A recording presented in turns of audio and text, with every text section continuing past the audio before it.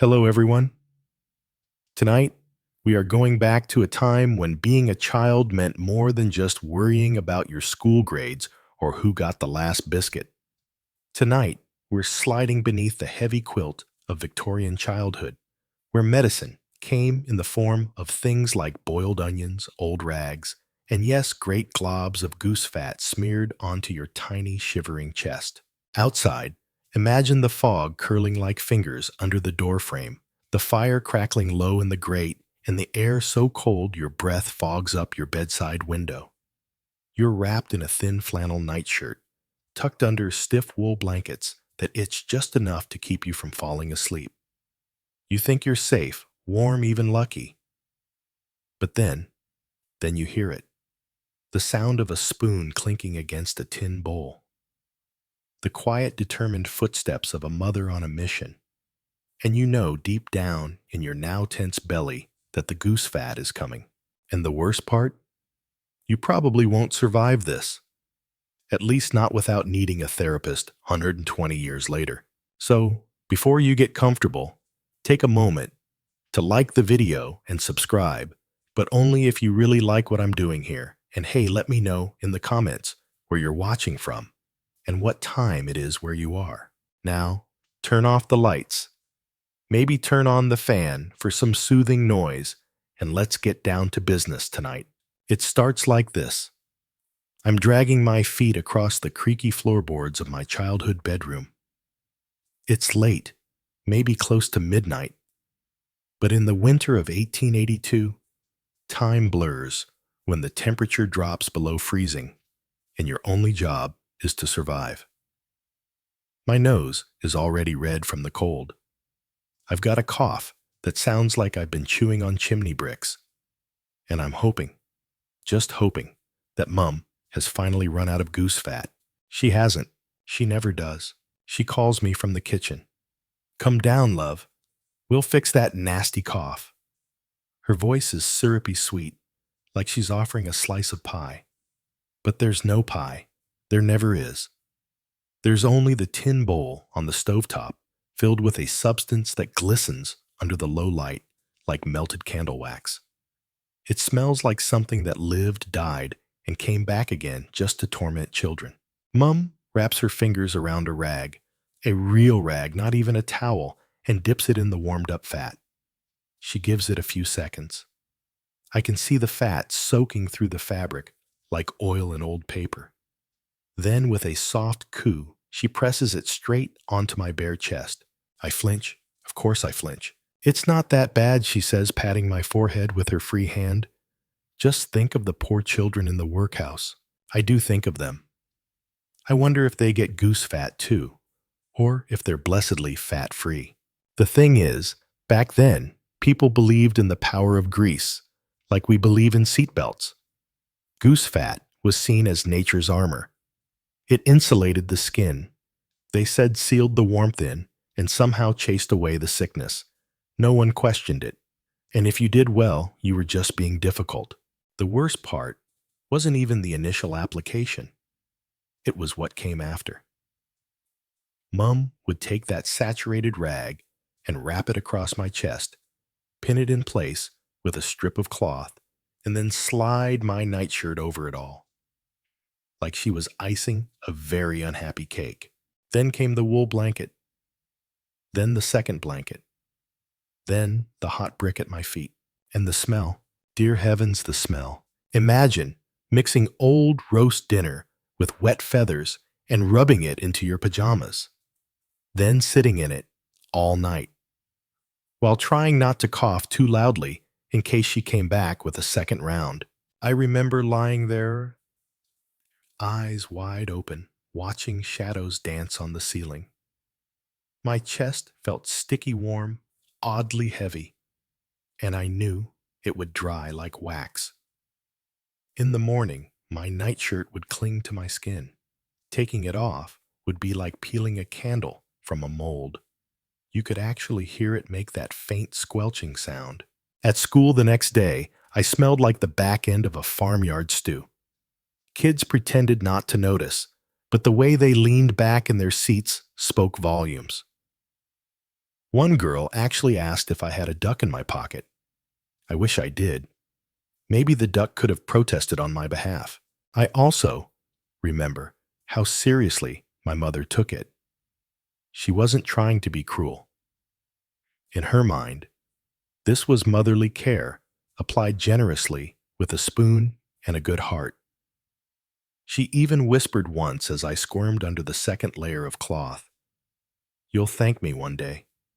Well, Mum, this video is the best I can do for thanks.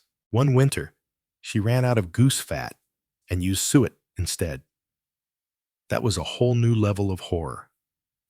Suet didn't melt the same way. It just sort of crumbled. I went to bed with little clumps stuck to me like meat confetti. They stuck to the sheets. The dog licked my pillow. You start to understand why Victorian children grew up fast.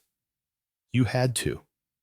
Between the frostbite and the food poisoning and the nighttime animal fat rituals, childhood was more like an endurance sport. That night, wrapped in my greasy bandage of health, I stared at the ceiling and made a decision. When I grew up, I would never, ever do this to anyone. I would invent something better. Or maybe just move somewhere with central heating. But of course, I didn't invent anything. I just got older and the grease kept coming. The problem with goose fat was never just the goose fat. It was what it represented. The entire household believed in it, religiously, fanatically, with a kind of greasy devotion that made questioning it feel like blasphemy. I couldn't even whisper a protest without getting the look. You know the one. The "do you want to die" of consumption like Cousin Elsie look. See, in Victorian Britain, medicine wasn't about pills or clean clinics. It was about rituals and goose fat. That was sacred. It was passed down like Grandma's pudding recipe, only stickier, warmer, and applied directly to your ribs. By the 1850s, everyone and their mother, usually, your mother believed in the curative powers of rendered animal fat. It didn't matter what was wrong with you. Cough goose fat. Sore muscles goose fat. Boils. Guess what goose fat with a touch of lavender? They swore it drew out the bad humors, as if illness was just a rude guest squatting in your chest, and a slick coat of grease would convince it to leave. Now let's be honest. This wasn't just random guesswork. There was a whole ecosystem of logic, Victorian logic behind it. People genuinely believed that illness came from cold air entering the body. They called it catching a chill, and it was treated with the same level of alarm we reserve today for falling into a shark tank. So if cold was the villain, warmth was the cure. And what better way to trap warmth than with a thick, oily barrier straight from a goose's underbelly? There's a strange poetry to it, I'll admit, a kind of rustic farmyard charm. But when you're 7 years old with a wheeze in your lungs and a film of poultry grease coating your torso, it's hard to appreciate the historical beauty. The process of getting the fat was practically ceremonial. I remember my uncle. He fancied himself a bit of a naturalist, describing how to properly render goose fat. First, you collect the trimmings. Then you boil them down slowly, strain the golden liquid through cheesecloth, and store it in a jar where it will solidify into a cloudy slab of medicinal jelly. And God help you if you mistook it for butter. That jar lived on a special shelf in our pantry, right next to the pickled beets and a mysterious bottle labeled tonic. My mother would check on it like it was a houseplant. Still good, she'd murmur, giving it a little swirl. Still healing. There was no expiry date. Goose fat, it seems, was eternal. Now, this belief in the healing powers of animal fat wasn't uniquely British. Across Europe, across generations, folks were lathering themselves in bad smells and calling it science. But Victorian Britain took it to a new level. We were cold damp and perpetually just a few coughs away from a funeral. The goose therefore became a sort of folk hero, not for its meat, but for its ability to keep you alive through the winter. A downy martyr, if you will. Smelly. Historians still debate whether goose fat ever actually did anything. Some argue it worked as a primitive form of heat retention, sort of like Vicks before Vicks. Others claim the warmth helped blood circulation or soothed muscle tension. Then there's the less charitable theory it didn't help at all, but made parents feel like they were doing something. Which, let's face it, is half of parenting anyway. The one thing we know for sure, the placebo effect is real. And if your mother tells you every night that the goose fat is fighting off the sick, your brain might just believe it, even as your body revolts. And revolting it was. On particularly bad days, when the fat had been reused one too many times, yes, reused, it developed a certain flavor. A sour, metallic tang in the air. I could always tell when Mum had scraped it from the same jar used last winter. It had that aged poultry aroma that no child should ever associate with healing. My cousin Rose had it worse, though. Her family was poor, poorer than ours even, and they didn't always have access to actual goose fat. So they improvised. Lard, tallow.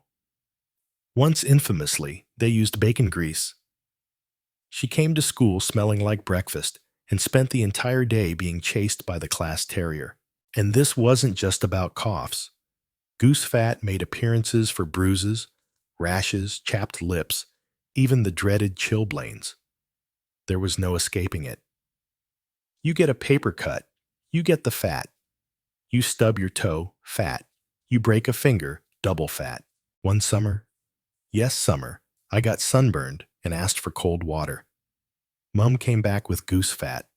I was too tired to argue. And to this day, the smell of roast goose makes me vaguely itchy. It's funny how something so ridiculous, in hindsight, felt so serious at the time. The whole family bought into it. My aunts whispered excitedly about new techniques. Did you hear? If you mix in a bit of camphor, it goes straight to the lungs. My grandmother swore by wrapping the fat in brown paper first to stop it seeping into the sheets. My father, well, he mostly kept out of it until he caught the flu. And then guess what? He got the fat too. Even he couldn't fight tradition once the coughing started. Somewhere deep in all this, I think there was love. Messy, smelly, misguided love, but love nonetheless. My mother didn't smear goose fat on me because she wanted to punish me. She did it because she was scared. Scared that one day I wouldn't wake up. Scared that without her care, without the rituals, sickness would win. And in the cold reality of the 19th century, that fear wasn't irrational. Still, goose fat, really. There was something sinister about the way winter settled into a Victorian town. It wasn't like today, where central heating hums and cars defrost themselves. No, back then, the cold didn't just visit, it moved in. It snuck through the cracks in the walls, curled around your ankles, and set up shop in your chest. I remember waking up in the middle of the night to the sound of coughing. Mine, my sister's, the old man, 2 houses down. Coughing was the music of the season. You could tell the severity by pitch alone. A light wheeze meant fetch the kettle. A deeper bark meant get the goose fat. And a wet, rattling croak that meant you started saying your prayers. Our house was heated by a coal stove in the main room, which meant every other room ranged from mildly miserable to positively Arctic. The nursery, naturally, was one of the coldest. It faced the street, had a cracked window pane, and a draft that could extinguish a candle from 5 feet away. We slept 2 to a bed just to conserve heat and hope. Coal dust got everywhere. It was in the furniture, the curtains, your lungs. I'd blow my nose and see soot on the handkerchief. We were little chimney sweeps without even leaving the house. And in this soot-stained world, mothers waged war with goose fat. There was a certain choreography to it. My mother would stoke the fire, warm a flat iron wrapped in cloth, and then bring the tin bowl of goose fat out from its shelf like it was the Holy Grail. She'd ladle out a scoop with exaggerated care, heating it until it shimmered just enough to spread. Then came the application. You'd lift your nightshirt, try not to breathe through your nose, and stand there like a condemned man awaiting his final punishment. The fat would hit your skin and immediately start to cool into a sort of sticky paste. It wasn't painful, just deeply, fundamentally wrong. And then, of course, the rag. Always the rag. She'd soak it in what was left, press it over the greased patch, and then wrap me up in cloth like a half-finished mummy. Sometimes she'd throw in a pinch of mustard powder for warmth. Other times camphor, or even eucalyptus oil if she could get it from the apothecary. That was a treat. At least eucalyptus smelled less like roadkill. After she was done, I'd lie back in bed, the weight of blankets pressing me down like a stone slab. My chest would feel like someone had slapped a sticky pancake onto it. The fat seeped into my shirt, into the sheets, into my very soul. That's when the waiting began. You couldn't sleep. Not really. You just drifted.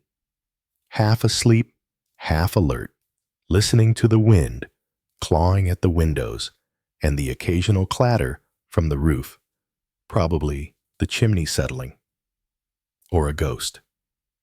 Honestly, we didn't rule anything out. Sometimes the cough eased. Sometimes it didn't. But it always came back. And when it did, so did the goose fat. There was one winter in particular. 1884.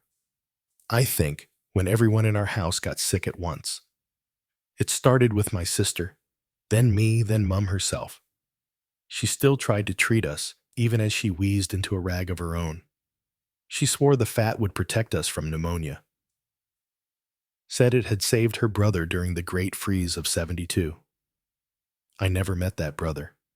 He died in a barn accident, but apparently he had glowing lungs. I started noticing that not every family used goose fat. Some used lard, some used soap, and some used nothing at all. Those children got sick too, but not always worse. That made me suspicious.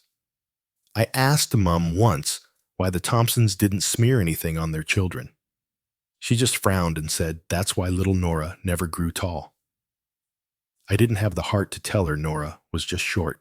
Historians still debate whether this era's obsession with external applications, goose fat, mustard plasters, onion poultices, was driven more by tradition or desperation.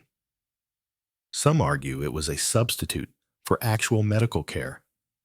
Others say it was more psychological, a way to give parents a sense of control. I say it was madness. By the way, do you know how hard it is to wash goose fat out of cloth? Nearly impossible. The rags never really dried right. They hung over the hearth like limp ghosts, forever stained, always smelling faintly of Christmas dinner left in a cupboard too long. School wasn't any better. There was no escaping the smell. My classmates gave me a wide berth, especially when my chest wrap started to leak through my uniform. I once dropped my pen and a boy in front of me actually said, "Don't touch it, it's greasy." I wanted to disappear. And of course, the teachers noticed. Miss Hargreaves, who always wore too much lavender water, once pulled me aside and asked if everything was all right at home.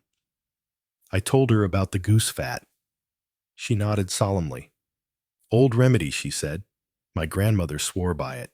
She also thought kissing frogs cured freckles, and yet no one stopped it, because it wasn't abuse. Not back then. It was care. It was medicine. It was what good parents did. I remember one time, maybe out of sheer boredom, I asked if we could try something else. Anything. Mum frowned, disappeared for 10 minutes, and came back with a raw onion.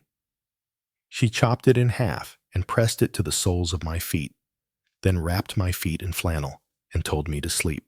Spoiler, I did not sleep. The smell of onions wafted up like a warning. My toes itched. The room spun. I dreamed of being chased by a goose wielding a frying pan. I went back to the fat the next night. It seemed less awful. And that, dear listeners, is how the goose won. You can't really understand goose fat until you understand the goose itself. It wasn't just an animal. In Victorian Britain, it was practically a utility device with feathers. That goose had more job descriptions than a Victorian chimney sweep with a side hustle. Let's start from the top. Before its body was ever rendered into medicinal gloop, the goose served in several noble capacities. First, as a source of meat. Obviously, though, you'd never catch us eating goose more than once a year, unless you were the type of family who could afford new boots and pudding. But beyond that festive meal, the goose kept giving. Feathers? Oh yes. Down from the goose was considered the gold standard of stuffing. Pillows, duvets, mattress toppers, all of it packed with goose fluff if you were lucky. It was supposed to be soft, warm, and status-enhancing. Of course, our pillows were mostly lumpy cotton and old rags, but I did once sleep on a goose feather cushion at my aunt's place. Woke up with half of it in my hair and a tiny bone poking my cheek. Luxury. Then came the quills. That's right. The very pens we used to practice our calligraphy came from the same bird whose fat was destined for our torsos. Writing with a goose quill was an act of delicate violence. You dip it in ink, scratch out a few letters, and pray it didn't split down the middle or drip like a nose in winter. My handwriting still bears the trauma. So, by the time you reach the goose fat stage of things, the poor creature had already contributed in 3 different ways to your life. Sometimes 4, if your aunt made soup stock from the bones, which she did, religiously. But here's where things got sticky. The fat itself was considered the most valuable part of the bird for winter use. After roasting, mothers would collect the golden runoff with a seriousness normally reserved for bank transactions. It was poured into a little earthenware pot and sealed with a layer of cloth or wax, then tucked into the coldest corner of the pantry like a secret family heirloom. Our jar of goose fat had its own spot between the potato bin and the crate of apples. It was never labeled. It didn't need to be.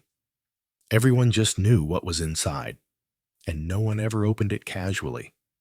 That jar meant business. Now, I know what you're thinking. Wasn't it gross to keep animal fat sitting out like that? Yes.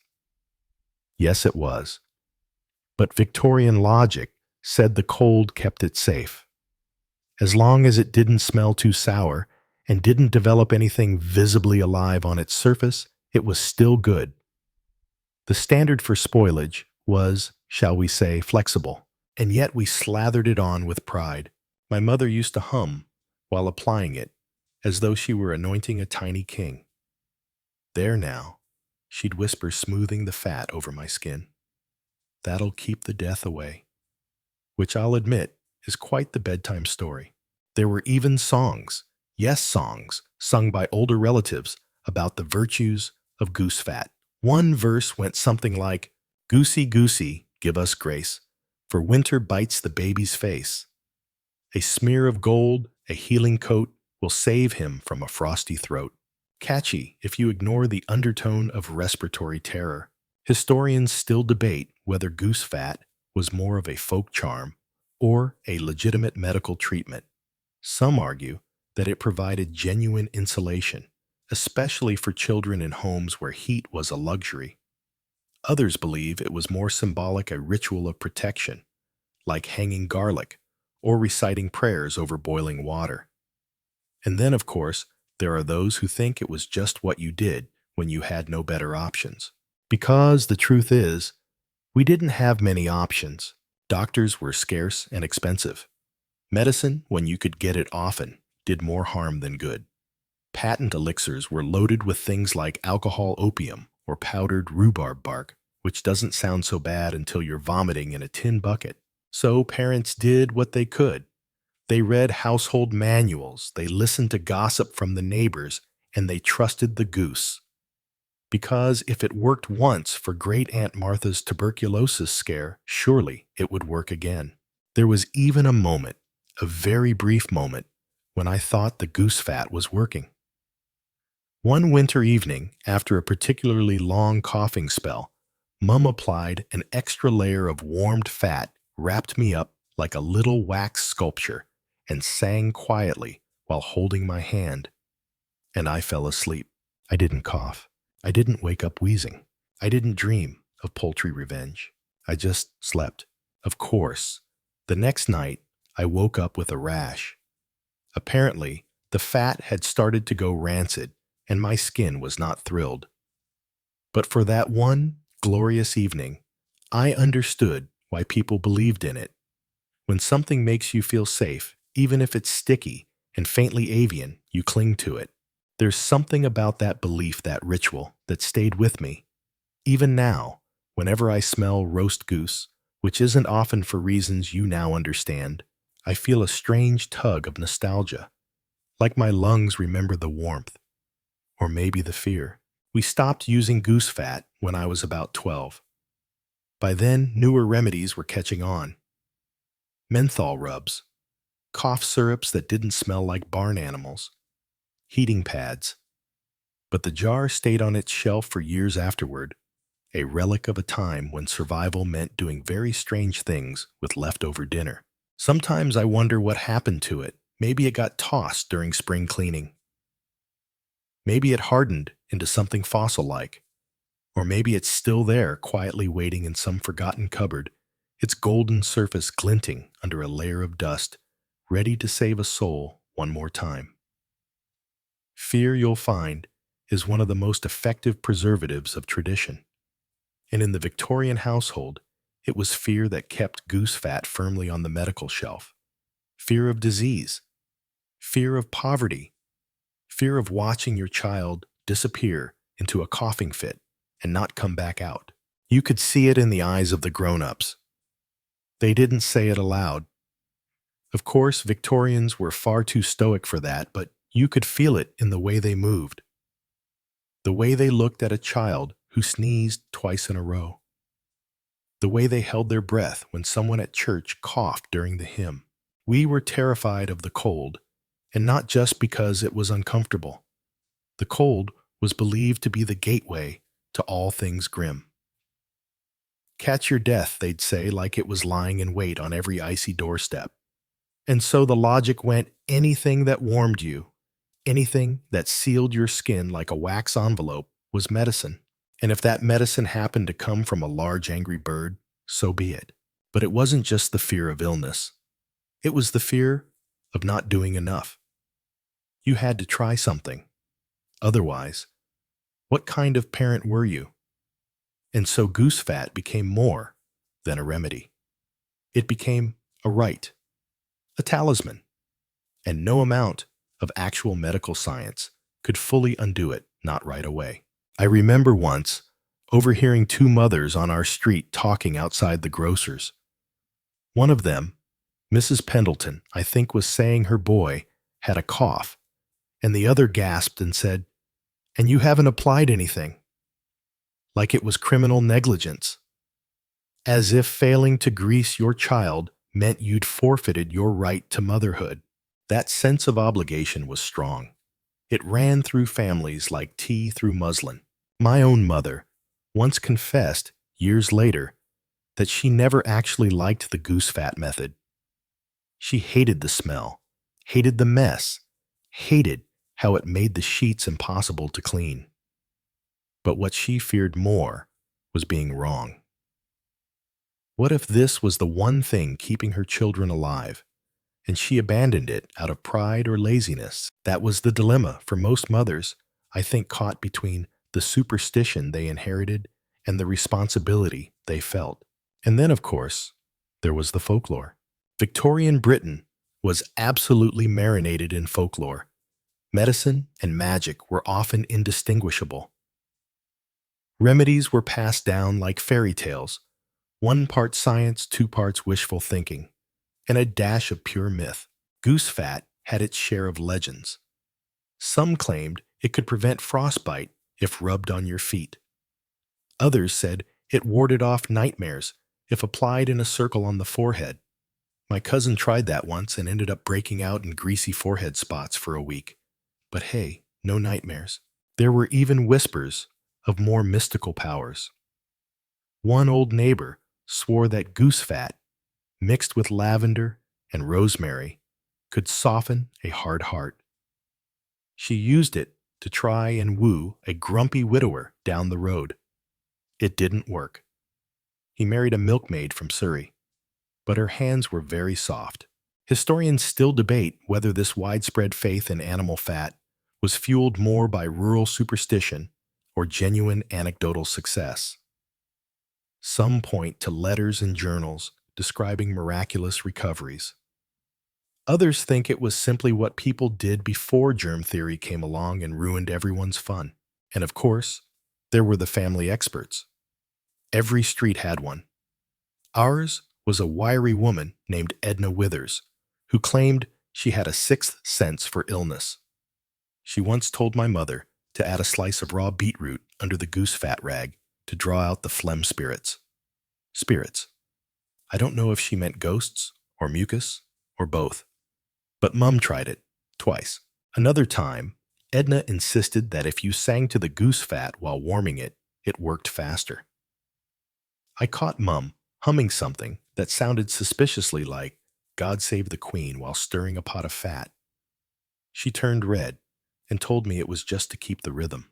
And who could forget the time someone in the village claimed that using goose fat from a black-feathered goose was more potent, that set off a brief and very confusing panic during which several people began painting their geese with coal dust.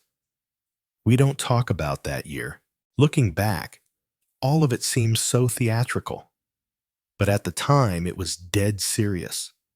You followed the steps. You honored the traditions. You didn't ask questions unless you were prepared to be called ungrateful or spoiled. It was all part of a larger, unwritten code of the home. The kitchen was the pharmacy, the mother the chemist, the goose the unwilling supplier. I once asked my father, who rarely got involved in domestic affairs, why he didn't object to the goose fat business. He shrugged and said, "Your mum says it works. I'm not arguing with a woman holding hot grease." Fair point, and he wasn't wrong. The grease was hot. It had to be. Lukewarm fat was considered useless.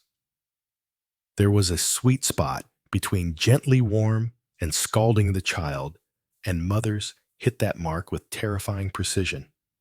I can still feel the warmth spreading across my chest, turning from pleasant to peculiar to panic in seconds. But you had to sit still. That was the rule. Flinching got you the look. Complaining got you a story about a cousin who died because he wouldn't let the treatment take. There was no escape, only surrender. And surrender we did, every winter. Like greasy little soldiers, we lined up and let the ritual unfold. Because fear made it feel safer. Because tradition wrapped its arms around us and said, "This is how we survive." And because deep down, we all hoped that this time, maybe this time, the goose would do its magic. There was a rhythm to it, like a bedtime waltz with a partner you couldn't refuse. Every evening, just after the fire had been stoked, one final time, and the kettle gave its last sigh, the ritual began. The rag, the bowl, the smell. My mum's footsteps creaking along the wooden floorboards like the start of a Victorian horror play. I tried hiding once, got as far as the coal shed before she yanked me out by my scarf and marched me inside with a look that could have curdled milk. "It's for your own good," she said, like all good villains do. And then came the phrase that still haunts my memory. "Now hold still, or I'll miss the spot behind your lungs." What spot? What does that even mean? The rag itself was older than me. I think it had started life as part of a curtain, or possibly a servant's apron. It was hard to tell. Stiff from years of boiling and reboiling in water and grease, it resembled a medieval flag more than any proper bandage. She would lay it flat on the table, dip her fingers into the now liquefied goose fat, warm gently over a candle or the edge of the hearth, and smear it across the fabric in wide, even strokes. Watching her do it was hypnotic, like she was painting a masterpiece. Only the canvas was your chest, and the paint smelled faintly like death in a barn. Then came the wrapping. She'd lift my nightshirt with a swift motion, exposing my cold, goose-pimpled skin. Sometimes I'd try to hold it down. A little rebellion, a bit of flair. But one look from her, just one, and the shirt lifted itself practically. She'd slap the fat-soaked rag onto my chest like she was sealing a letter to the underworld. Then the second cloth. Then the crisscross of thin wool bindings like some twisted take on a festive parcel. She tied it at the back with a little tug, tight but not cruel.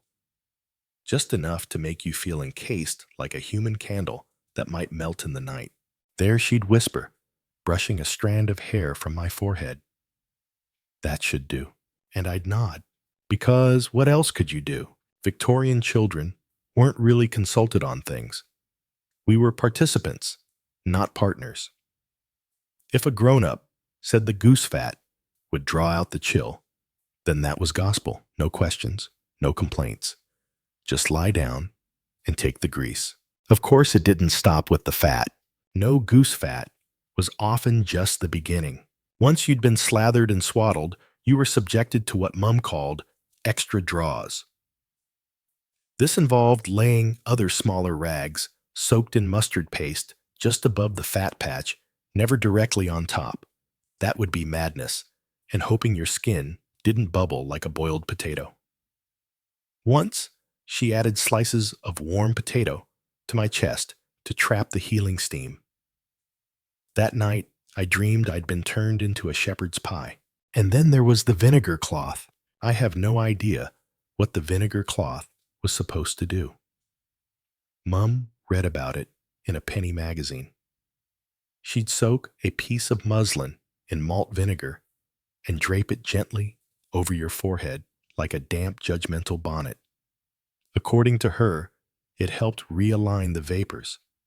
According to me, it made your pillow smell like pickled onions. And oh, the coughs. They were never gentle little throat clearings. No. Victorian children coughed like we were trying to exercise our lungs. Wet bark-like sounds that rattled window panes.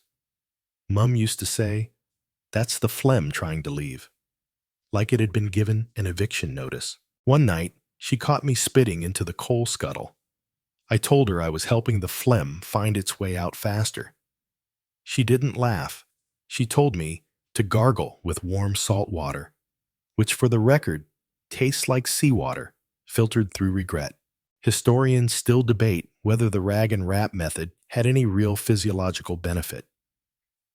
Some suggest the warmth may have relaxed chest muscles and aided in drainage, especially for children with croup.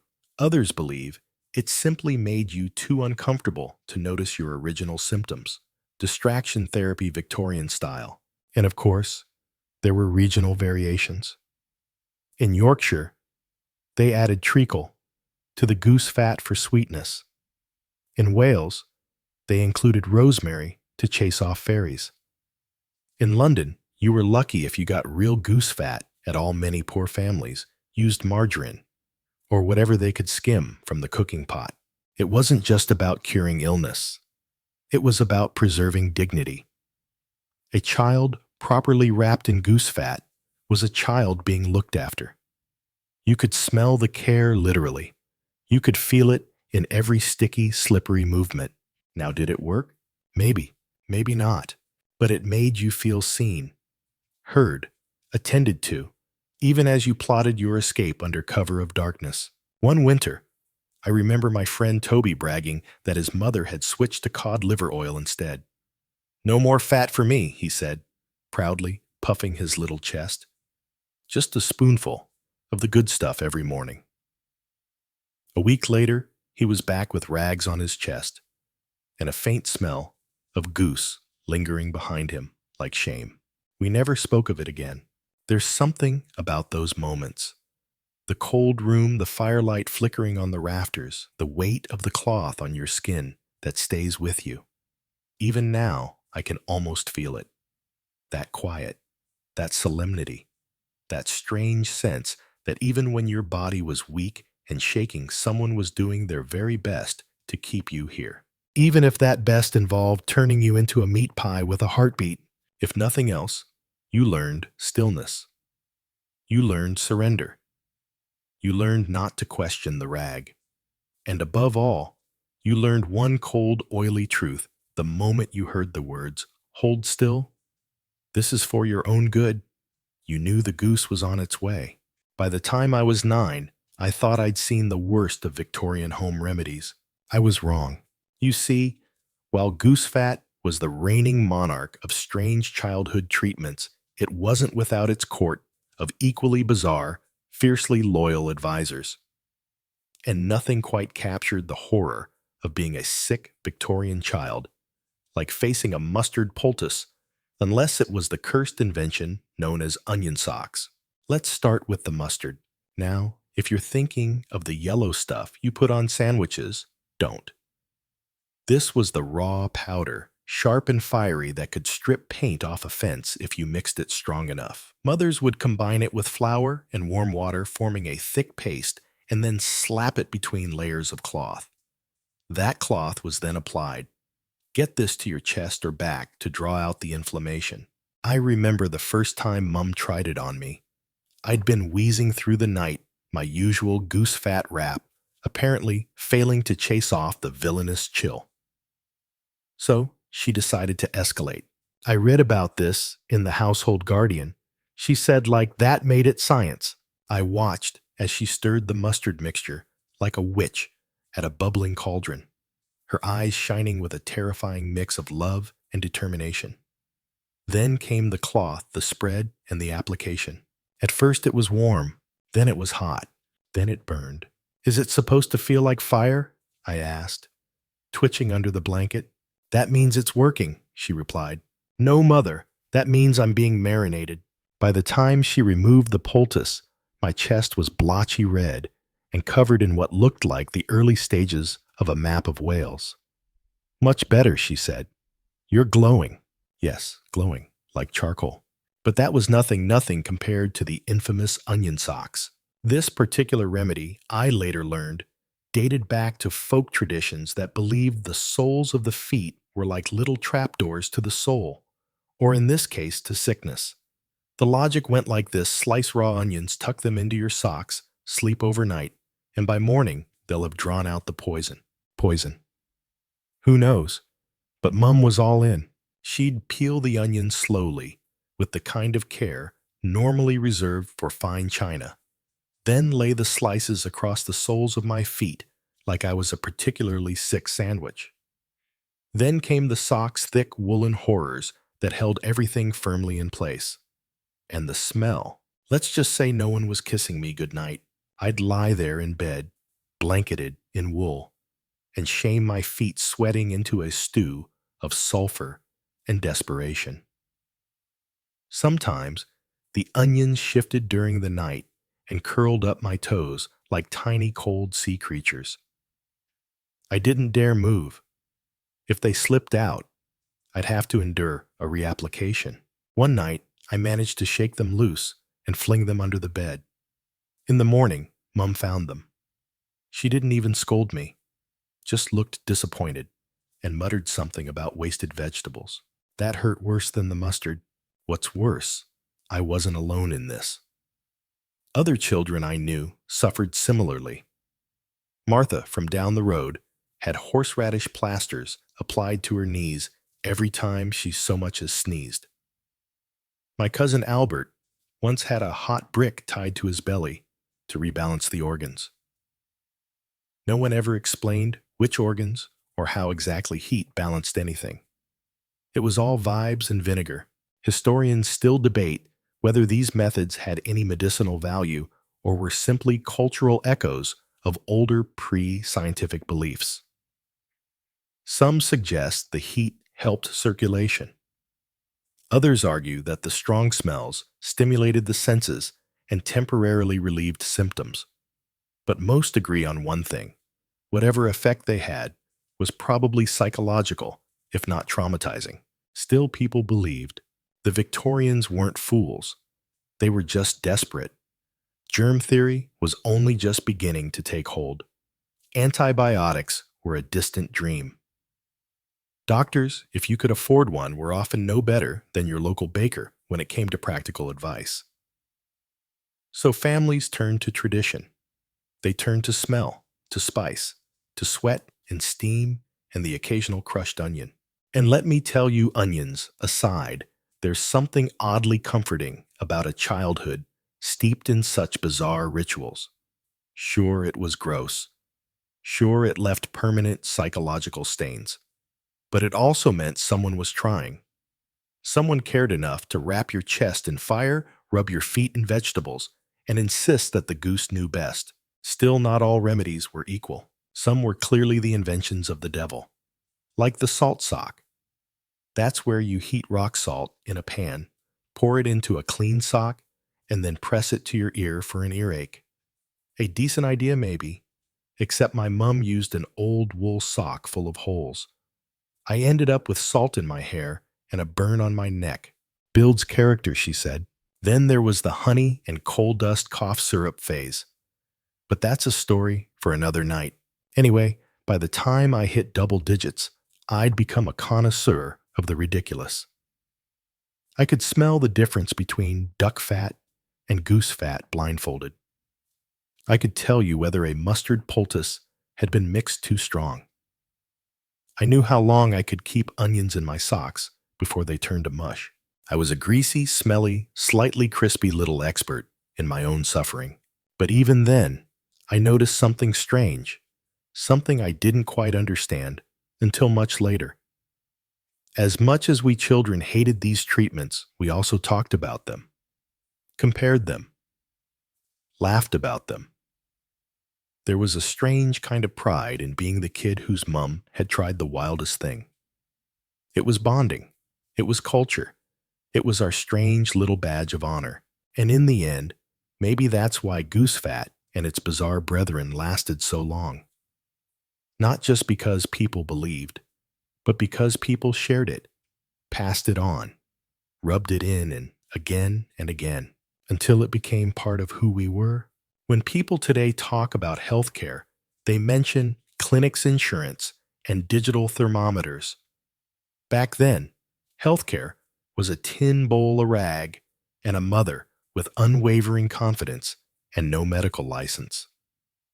If you were poor, and let's be honest, most of us were doctors, weren't part of your life. They were for the well-dressed, the ones who owned more than one coat and didn't reuse tea leaves. For the rest of us, healing happened in the home. You didn't visit a doctor. You knew of one vaguely, like you might know the name of a famous poet or a distant relative who emigrated to Canada. They existed, sure, but at a distance behind frosted glass and polished boots. The moment someone in your house needed a doctor, you knew something had gone terribly wrong, like time to right the will wrong. So when the coughing started, when your nose ran like a leaky faucet and your chest sounded like a harmonium, you didn't reach for professional help. You reached for the pantry. Because in the Victorian home, the pantry was your pharmacy. Our shelves were stocked like an alchemist's cupboard. Vinegar, goose fat, mustard, molasses, onions, salt, soot. Yes, actual soot, for poultices and various roots with names like devil's claw and colic-weed. Half of it didn't work. The other half actively tried to kill you, but we trusted it because it was ours. And in that world, the line between cooking and curing blurred fast. I once watched Mum make dinner and a chest rub. using the exact same ingredients. "Don't eat the wrong bowl," she said, sliding the dishes across the table. Good advice. When someone was truly ill, the whole house shifted. The sick room was rearranged like a stage set. Chairs moved, curtains pinned open or shut, depending on whether the new remedy favored light or darkness. The kettle became a permanent fixture, and somewhere in that shifting landscape, goose fat would make its inevitable entrance as if summoned by the illness itself. If we were lucky, it was freshly rendered, if not well. Let's just say old goose fat has a very specific odor, like burnt poultry left in a pocket during a summer funeral. You don't forget it. There was also the question of who would administer the treatment. Always Mum. Dad might supervise from a safe distance, offering suggestions like maybe she needs another blanket or should we try a prayer, but the actual work was hers. She'd roll up her sleeves like a battlefield nurse and get to smearing. I asked her once why we didn't go to a hospital like they did in the books. She paused, then said, "Because hospitals are for people who don't come home." That shut me up. It wasn't wrong either. Victorian hospitals were places of last resort, often rife with infections, short on staff, and reeking of bleach and despair. If you walked in, you might not walk out. So we stayed home. We lit fires, brewed teas, and told stories about the healing powers of molasses or pepper water. We wrapped ourselves in flannel and faith. And through it all, we clung to goose fat like a talisman, because at least it did something. You could feel it, smell it, complain about it, in a world of vague illness and invisible dangers that mattered. Historians still debate whether this preference for home remedies was a rejection of professional medicine or simply a reflection of necessity. After all, when a doctor's visit could cost half your monthly wages, you learned to appreciate the therapeutic value of cupboard grease. It wasn't just about money, though. It was about pride, community, self-reliance. Neighbors would swap treatments like recipes. Rub with nettle tonic, then goose fat. 3 nights in a row. Skip the onions, try honey and pepper wrapped in muslin. Everyone had a method. Everyone had a miracle. Everyone had a story. There was even a sort of unspoken competition, whose child recovered the fastest, whose poultice turned the right color, whose homemade syrup stopped the cough in 2 nights flat. It was Victorian parenting meets the Olympics minus the medals and plus a lot more cabbage steam. And through it all, children like me endured it. We rolled our eyes, we wrinkled our noses, we developed an uncanny tolerance for being coated in foodstuffs. But we also knew that this was love, that this sticky, smelly, slightly misguided love.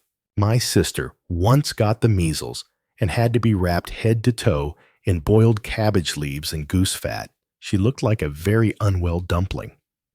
I laughed. Then I caught the measles. Then I looked like a dumpling. No one laughed. That winter, Mum decided to try something new. Cough cakes. She mixed treacle flour soot and mint into little patties and baked them in the hearth. They tasted like burnt licorice and old pennies, but I ate them because they came with a promise, "You'll sleep through the night." I didn't, but at least I couldn't speak long enough to complain. There were moments, of course, when the fear returned. When someone got worse, not better.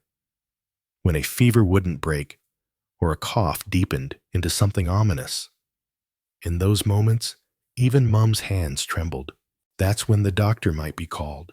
He would arrive, smelling of leather and pipe smoke with a worn bag and a colder expression. He'd poke, prod, ask questions, and then 9 times out of 10 say something vague like, "Keep them warm and rested," and then charge a fee equal to the weekly cost of meat. And you'd realize goose fat, in all its weirdness, was probably going to have to do the job anyway. So we'd go back to the old ways. The rags, the rubs, the rituals.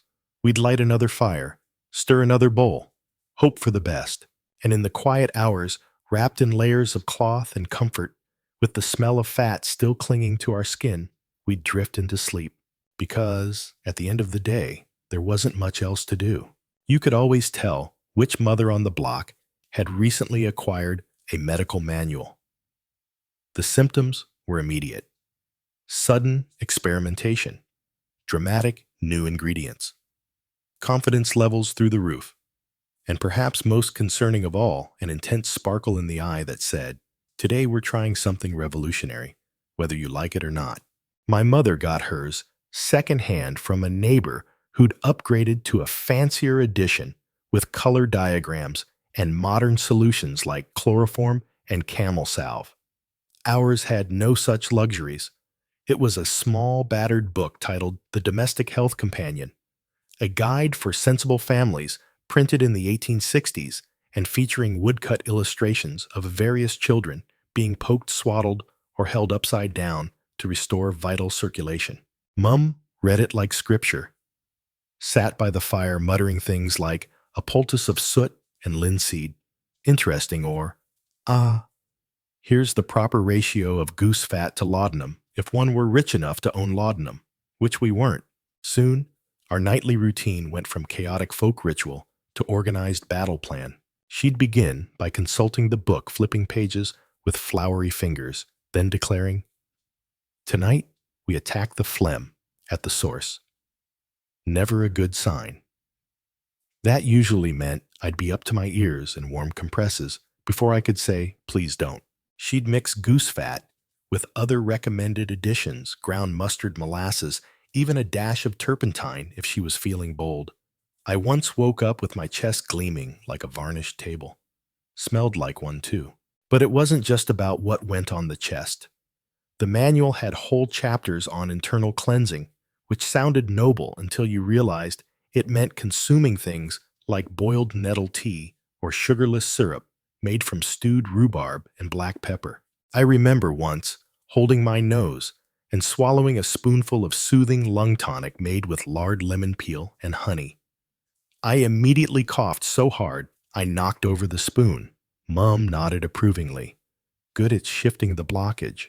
Blockage or not, I felt like I'd swallowed part of a candle. Now, to her credit, she followed the instructions with saintly dedication. She marked the margins with notes like, "Too sticky, burned slightly," or "Child did not scream this time." Sometimes she'd add little stars to indicate mild success, though her system was never fully explained. She once even tried combining advice from 3 different pages, resulting in a concoction that involved goose fat, crushed garlic, hot bricks, and a flannel wrap soaked in port wine. I looked like a roast chicken. She was very proud. Historians still debate whether these household guides empowered mothers or simply overwhelmed them with conflicting information. Some argue they brought basic medical knowledge into working-class homes, while others think they just dressed up guesswork in fancy fonts. Either way, those books had enormous influence. And not just medically. They told you how to care, what kind of parent you were supposed to be.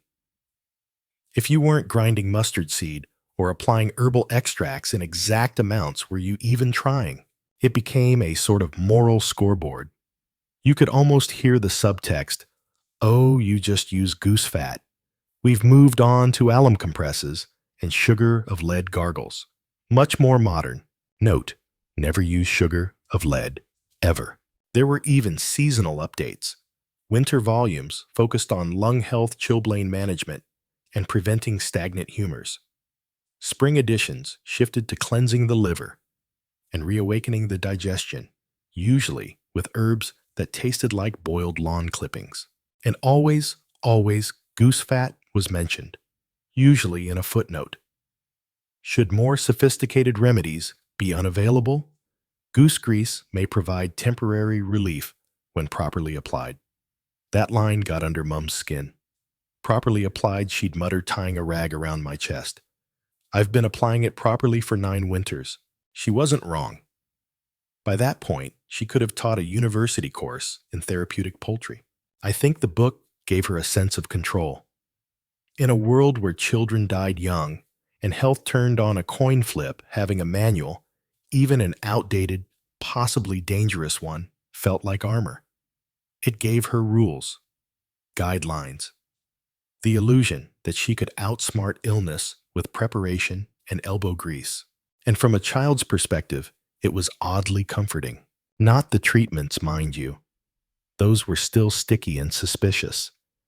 But the ritual of it all, the way she folded the cloth the same each time, the little huff she made when the goose fat wouldn't melt fast enough, the way she tapped the book with her fingernail before declaring a new method, these things became familiar, predictable.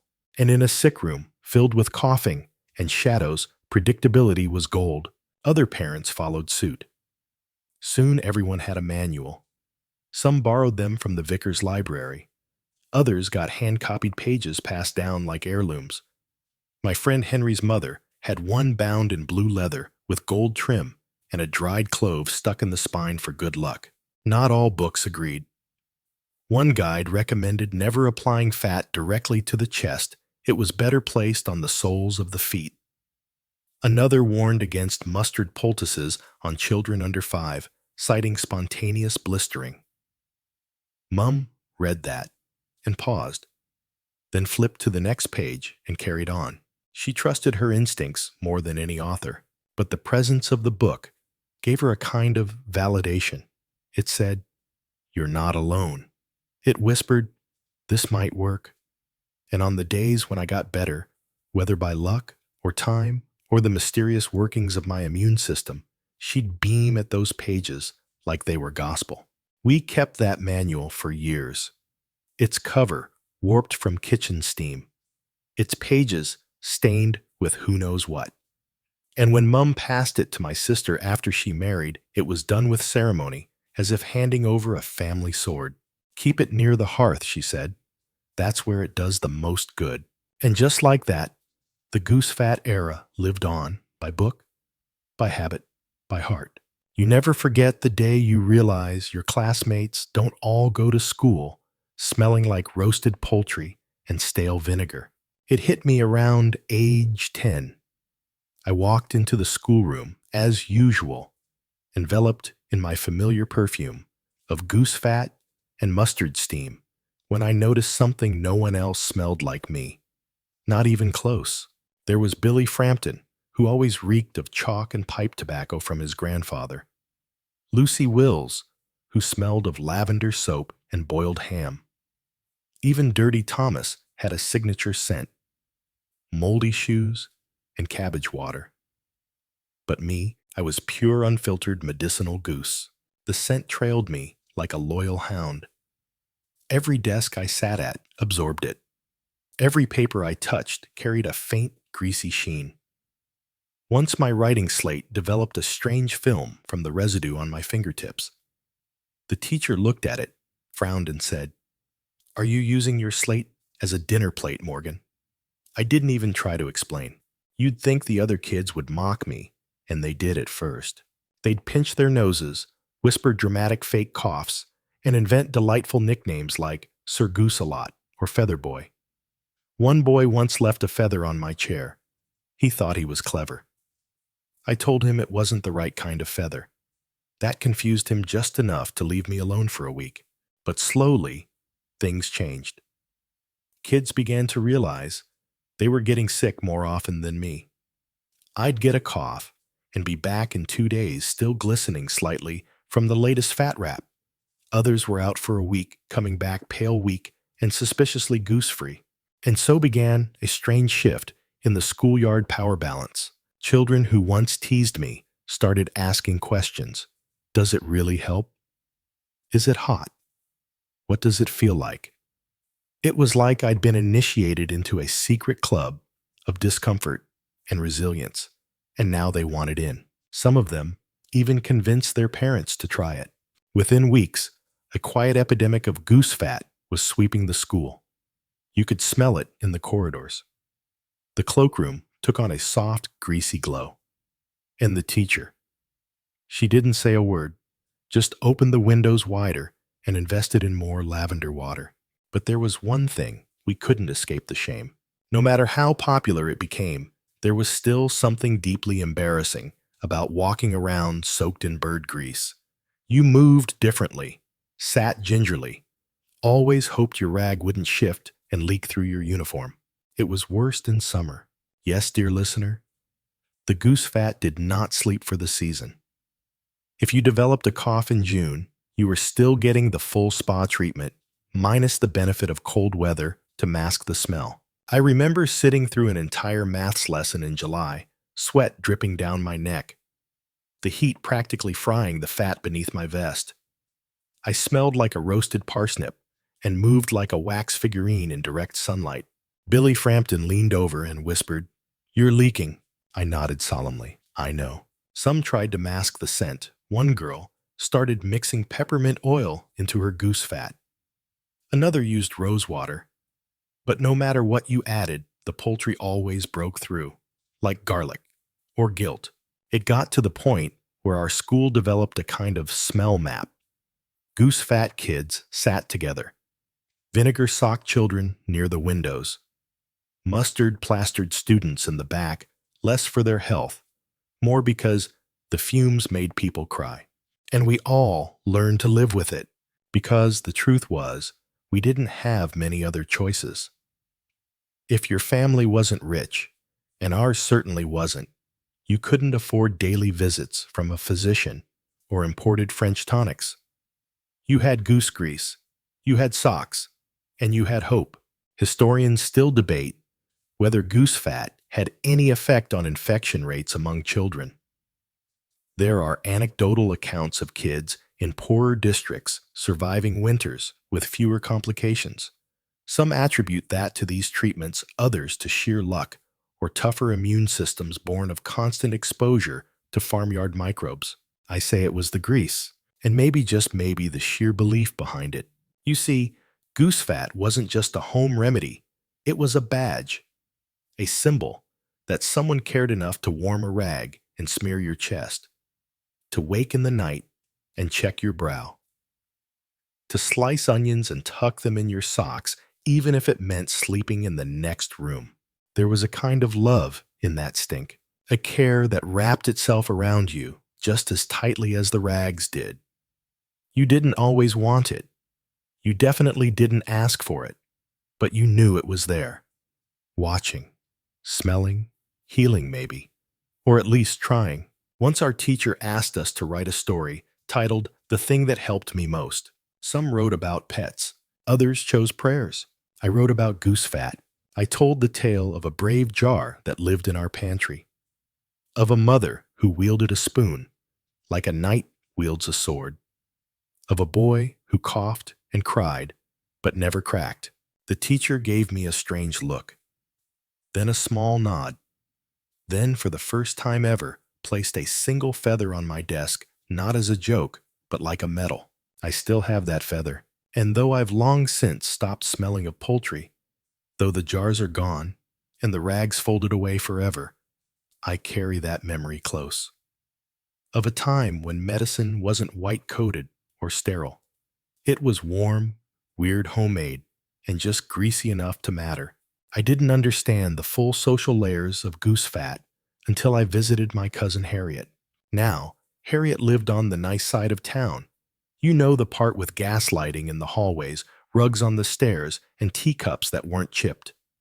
Her father worked at the shipping office, wore a real waistcoat, smoked cigars that didn't come in newspaper cones. They had a servant, two even. It was another world. So when I caught a cold, while staying there one winter, I naturally assumed the goose fat ritual would follow. I even asked if they had a jar in the pantry. Harriet looked horrified. "Goose fat," she whispered, like I'd asked for rat stew. "That's village stuff." I'd never felt so poor in my life. Apparently, in wealthier homes, you didn't use kitchen scraps as medicine. You summoned the physician, or at the very least reached for glass bottles with neat paper labels and expensive corks. Harriet had something called eucalyptus spirits and a vapor cone she inhaled through like a small chimney. I asked if it worked. She shrugged. I don't know, but it smells nice. I miss the grease, which, to be clear, is not a sentence I say often.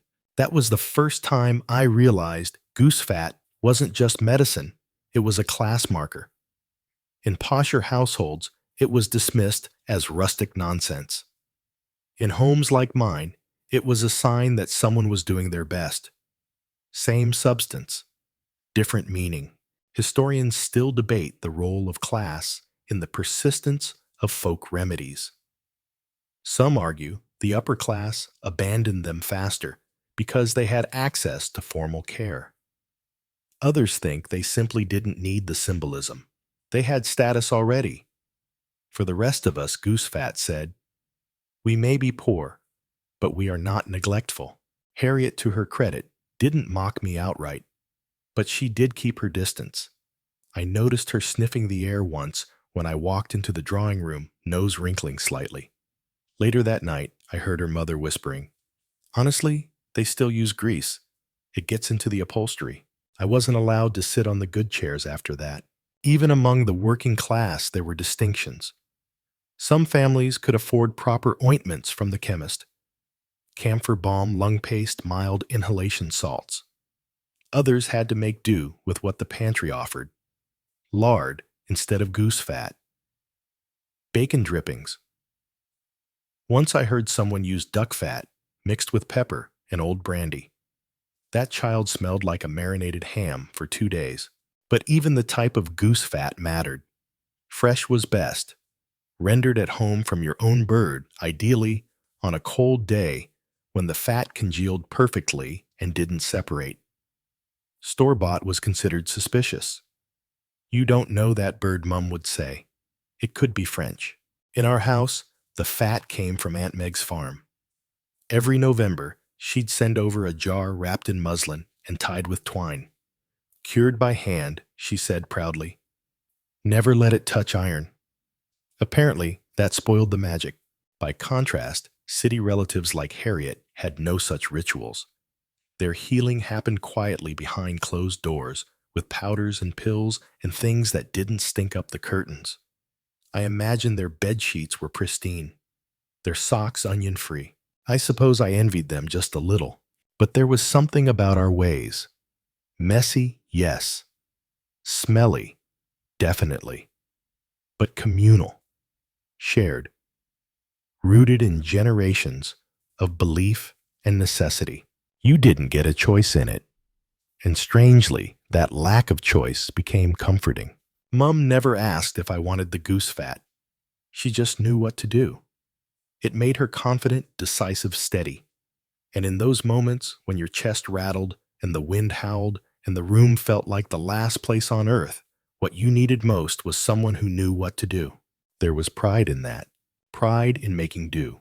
Pride in a tin bowl and a cloth wrap and a kitchen filled with steam and purpose. Even now, when I catch a cold, and yes, even today, in a world of tablets and thermometers, sometimes wrap myself in an extra blanket and reach for the vapor rub with a certain ceremony.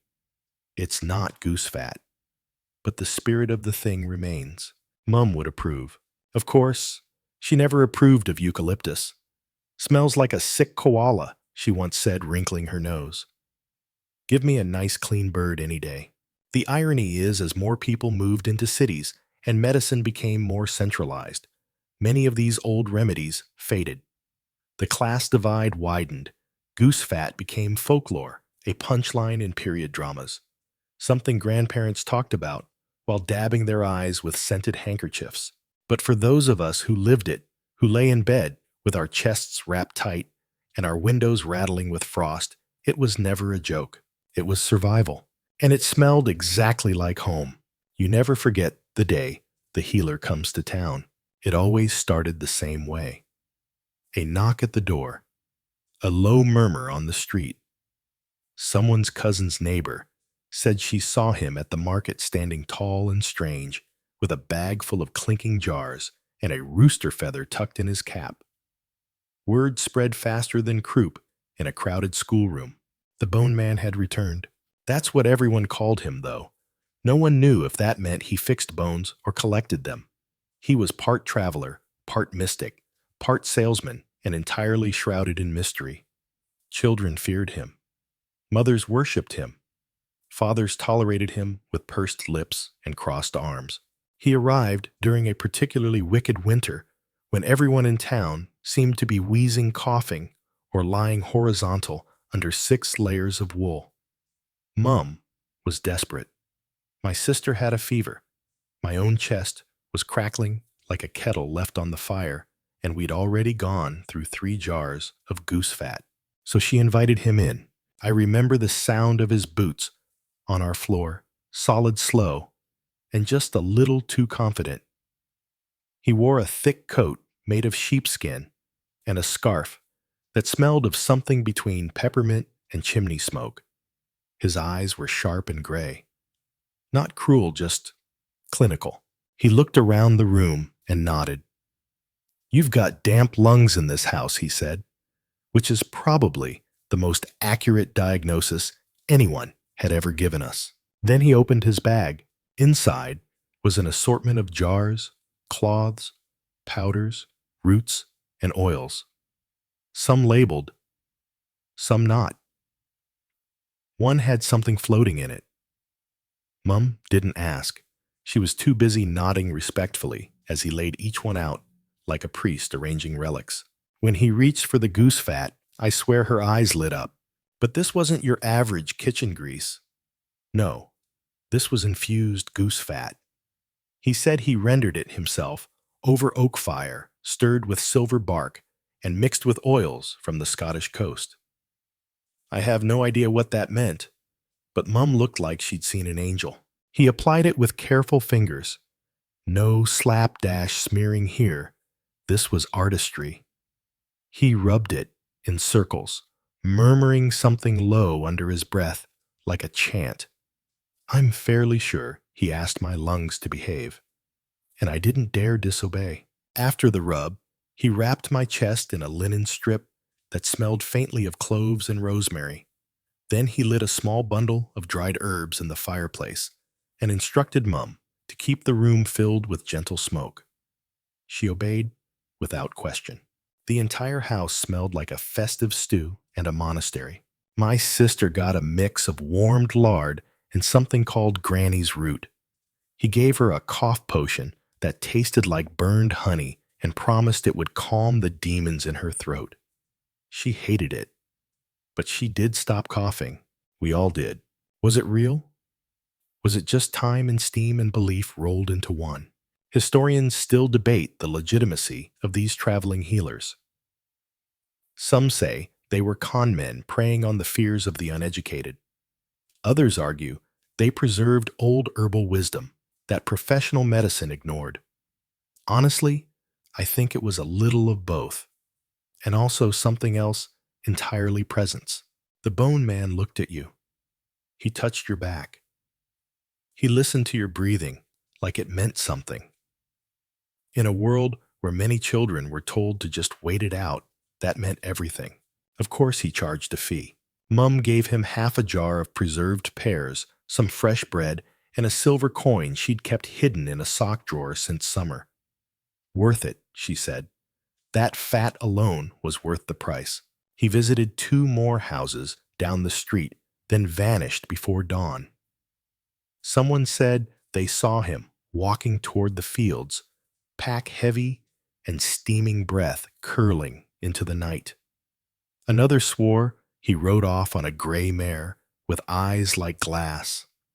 A third claimed he wasn't even real, just an old spirit who visited the sick once every 20 years. Children make things up. So do adults. But we weren't sick after that. Not for weeks.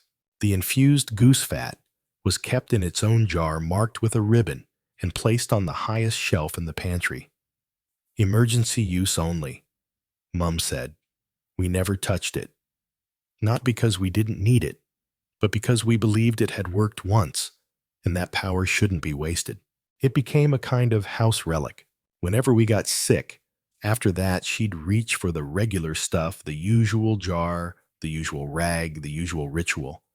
But there was always a glance toward the infused jar. A silent question, a whispered debate, a belief that if things got really bad, the bone man's gift might save us again. He never came back. Years later, I tried to find out who he was. No records, no local notes, no name remembered, just stories, murmurs, ghostly recollections of someone who smelled like mint and coal smoke and left healthier lungs in his wake. I asked Mum once if she'd ever seen him before, that winter. She shook her head, then added, "But I dreamed about someone like him. Once, during the bad flu season." I never asked more. It was better that way. Some stories shouldn't be picked apart. They should be wrapped in cloth, placed in jars, and kept quietly on high shelves just in case. As I got older, I began to wonder if any of it goose fat mustard poultices, onion socks, the entire sticky circus actually worked. Scientifically. It's a dangerous thing asking those kinds of questions in a household where tradition is more sacred than tea. But once you've survived your fourth winter in a row without turning into a phlegm-soaked ghost, you start to get curious. So I did what any curious Victorian boy might. I eavesdropped on adults. One evening, after my cousins had gone home and the fire had burned low, I crept halfway down the stairs and listened to Mum talking with Aunt Meg. They'd each had a sherry and were speaking more freely than usual, though not without keeping their voices in that proper, scandalous whisper. I sometimes wonder, Aunt Meg was saying, if it really does anything, all that grease. We rub them, wrap them, and still they cough. Mum didn't answer right away. Then she sighed. Maybe, but I'd rather do something than nothing. Sitting idle while your child wheezes, it doesn't sit right with me. And there it was. It clicked in my brain like the turning of a lock. Maybe it wasn't about curing so much as caring. Doing something, even if that something involved turning your son into a waxy chicken. Still, I wanted answers. So years later, much older, I asked a real doctor. He was the kind who wore spectacles and had a framed degree on the wall, which gave him an air of authority, even when his tea was bad. Goose fat, he chuckled. It's essentially an emollient, traps warmth, might help relax the lungs if applied warm. But as a cure, no, just makes you feel cared for. Was it dangerous? I asked. Well, he said, adjusting his spectacles, unless it was rancid or applied to broken skin. Not really. Mostly harmless. Occasionally disgusting. Historians still debate that. Some argue it could cause skin irritation or infections if stored improperly. Others say it provided a crude, pre-modern version of steam therapy. And of course, there's always the powerful placebo effect where the belief alone can nudge the body toward healing. One academic wrote, "Goose fat likely provided no direct medicinal benefit, but in homes without doctors, it filled the psychological gap between illness and helplessness." I quite liked that phrase. The psychological gap. Sounds like the title of a novel or a very sad soap opera. And really, isn't that what most home remedies do? They comfort the sick and soothe the anxious. They smell of effort, of routine, of memories packed into jars and tied with twine. They tell the child, "You matter. We're trying. We'll get through this." There's something deeply human about it. Of course, not everyone remembers it fondly. I once wrote a letter to the local paper about old medical traditions, and a man replied saying goose fat scarred him for life, and that the smell of roast dinners still gave him hives. Fair enough. Everyone's got their own story. But for me, the memory is strangely warm. I remember being tucked into bed, with the rag on my chest, and the fire casting shadows across the ceiling. I remember Mum's humming, the way she'd fold my blanket under my feet so the cold couldn't sneak in. I remember the way her hands, though always busy, always slightly greasy, never forgot to smooth my hair just once before leaving the room. That's what stuck with me. even more than the smell. Although, yes, the smell was unforgettable. It got into everything: shirts, bed linens, school books. My old reader still has faint smudges on the margins where I turned pages with fingers slick from the previous night's treatment. I used to pray no one noticed. Now I think I'd cry if that scent ever came back. There were also strange theories floating around back then. Some swore goose fat should only be applied clockwise or it wouldn't settle the lungs properly. Others believed it should never be touched with metal or the healing would spoil. One neighbor claimed it must be rendered on a new moon or you'd risk attracting chill demons. Yes, chill demons. Others took it too far. I once knew a woman who tried goose fat enemas. I won't elaborate. Let's just say she moved to Wales soon after and no one asked why. But despite the fringe cases, goose fat occupied a strange, consistent place in Victorian medicine. Not quite medical, not quite magical. A bit of both, wrapped in flannel and hope. It wasn't until adulthood that I realized how many other families had similar rituals. I met a man at a pub once who said his mum used lamb tallow. Another said his used axle grease. Axle grease, slick as sin, he said proudly. But I haven't had a wheeze in years. We laughed, compared smells, discussed wrapping techniques. It was like a secret club of the formerly greased. We talked about it with affection, with the kind of shared trauma that becomes funny in hindsight. No one denied how awful it was at the time, but none of us would trade the memory either, because in a world where so much was uncertain, where illness lurked in every cold draft and every cough felt like a threat, goose fat was a constant. Familiar. Reliable. It made no promises. It offered no miracle. But it said, we're doing our best. And that has to be enough. You could mark time by the decline of goose fat, not with bells or clocks or the change of seasons, but by the quiet way jars began to vanish from pantry shelves. How the rags got folded and placed in the back of drawers, and how one winter the fire crackled just as before, but the kitchen no longer smelled like warm poultry and menthol-smeared desperation. It didn't happen all at once. These things rarely do. At first, it was small, just a single, skipped application. Too warm tonight, Mum might say. Or, you're not coughing much. And then, we'll try the menthol rub this time.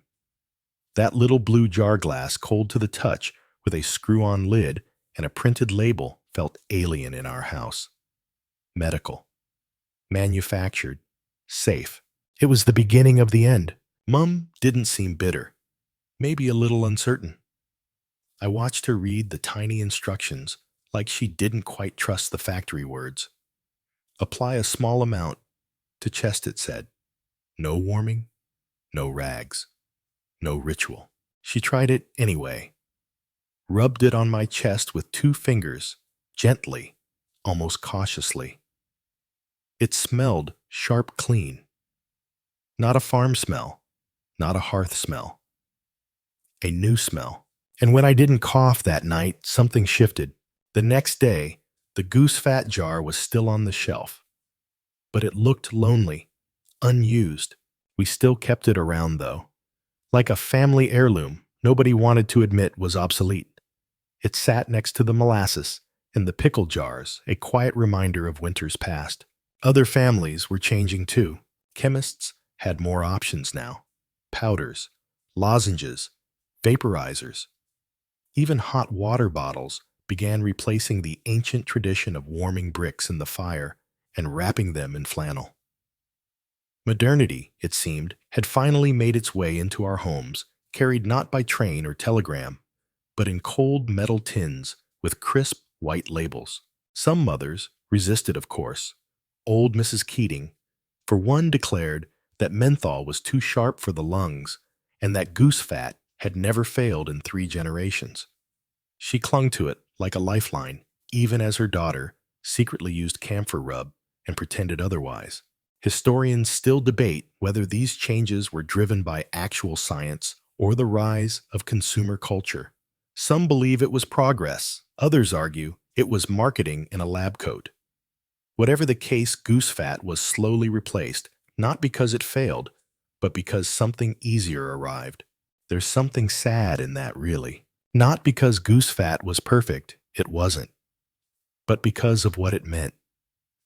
When it disappeared, so did 1,000 tiny rituals, 1,000 gestures of homemade care, 1,000 steamy kitchens, and half-sung lullabies. I missed it more than I expected. Not the smell, not the texture, definitely not the cleanup, but the attention. When Mum applied goose fat, it took time. She had to light the fire, warm the bowl, prepare the rag, sit by the bed, and hold my hand while the cloth cooled against my chest. There was a rhythm to it, a closeness.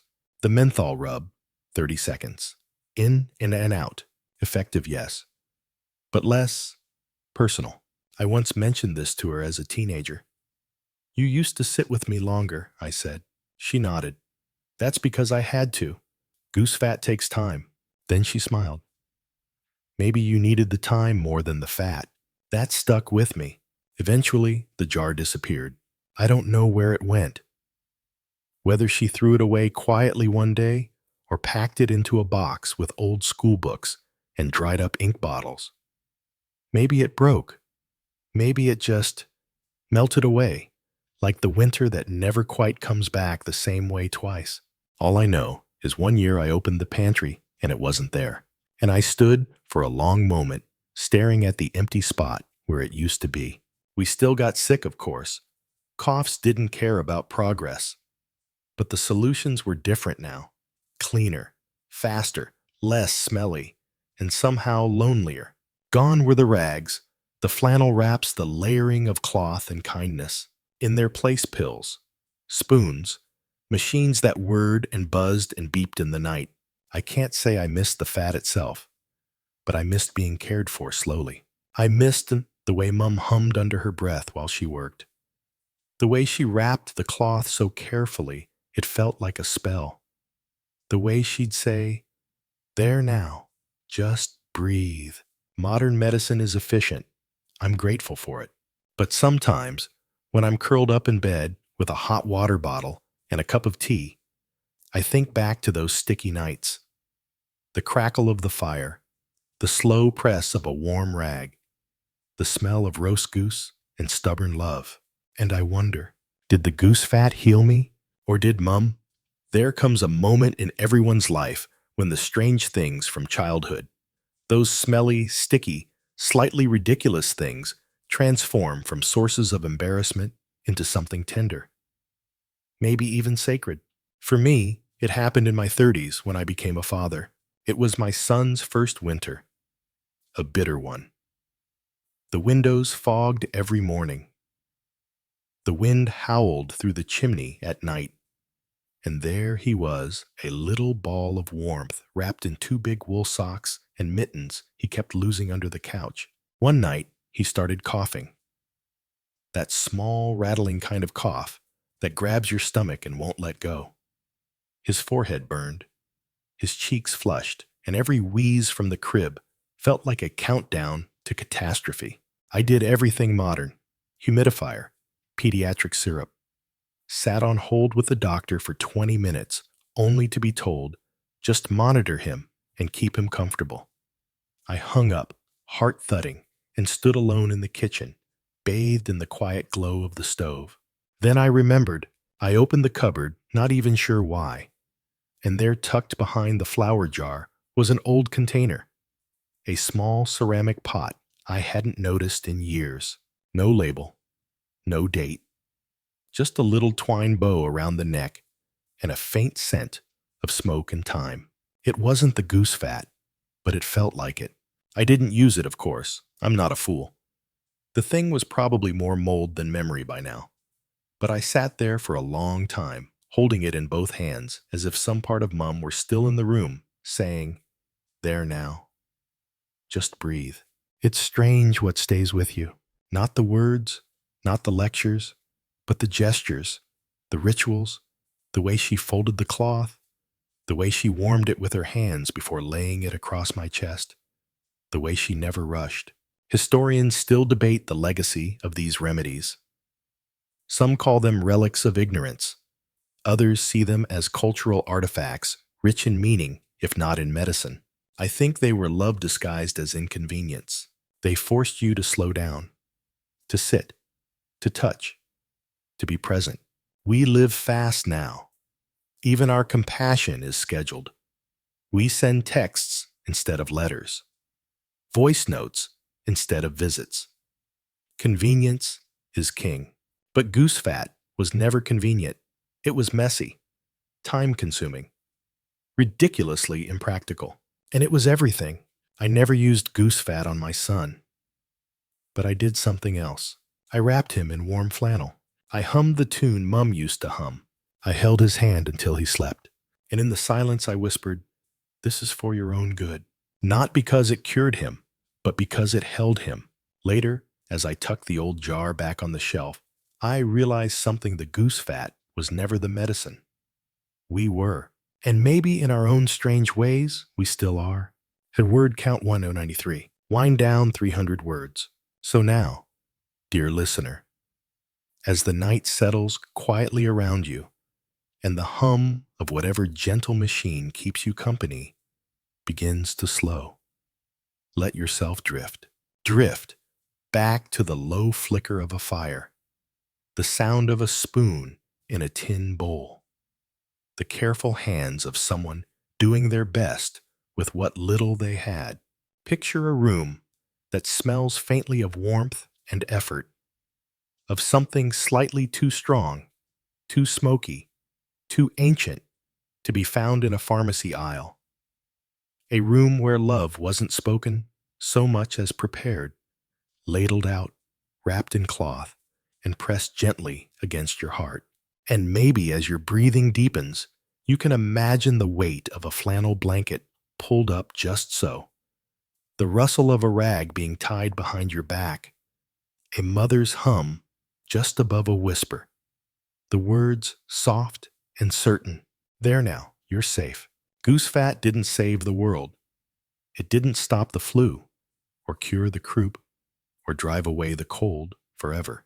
But it gave us something else. It gave us the memory of care, of attention, of stillness in a noisy, sick world. So let your shoulders soften. Let the muscles behind your eyes go slack.